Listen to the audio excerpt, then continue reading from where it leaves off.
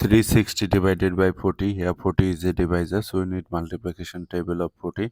40 times 0, 0, 40 times 1, 40, 40 times 2, 80, 40 times 3, 120. To find out the multiplication table of 40 easily, just add 40 with the previous step.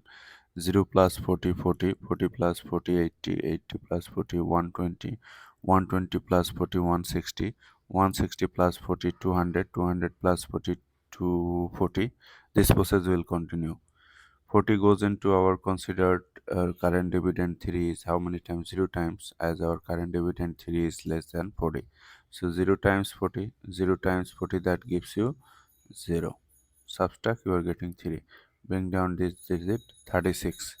40 goes into 36 how many times? Again 0 times, because our current dividend 36 is less than 40. So 0 times 40, that gives you 0.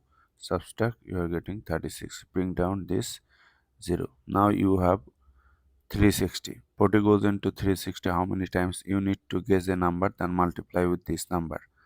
So let me first use the multiplication table. 40 goes into 360 9 times. Write 9. 9 times 40, 360. Subtract 0. Let me check. 9 times 40, that is 49. 9 times 0, 0. 9 times